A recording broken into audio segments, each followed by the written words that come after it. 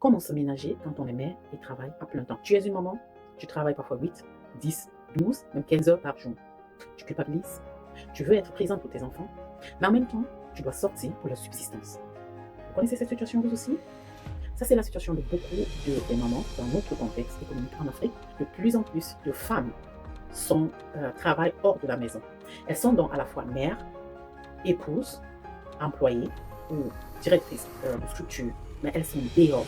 En plus d'avoir des responsabilités dans la maison, elles ont des responsabilités, et pas les moindres, hors de la maison. En plus, de plus en plus de familles sont monoparentales.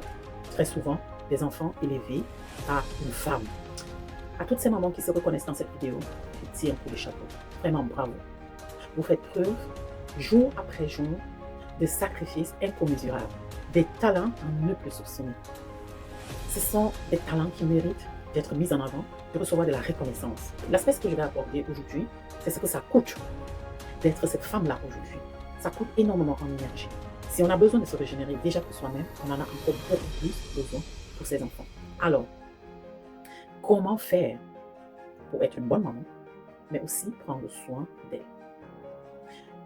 Mon avis à ce sujet, et prenez-le comme un avis éclairé, c'est accepter que quand on est parent, quand on est maman, ce n'est pas comme quand on n'est pas maman. Est-ce que je dois le répéter? Si, je pense que je dois encore le dire.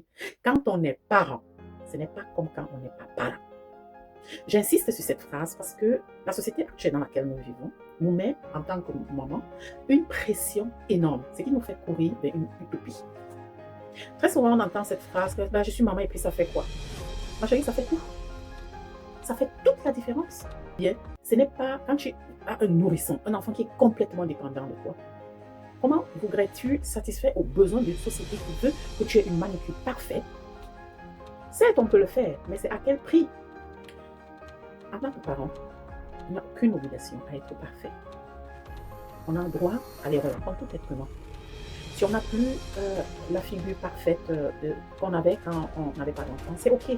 Quand vous êtes maman et que vous devez sortir pour assumer la subsistance de vos enfants, hiérarchiser les choses dans votre vie devient une obligation. C'est nécessaire. Votre bien-être à vous en dépend. Et la priorité dans cette hiérarchie, la priorité numéro 1, ce sont vos enfants. Ah oui, oui, oui. Ce sont vos enfants. Acceptez les saisons de sa vie.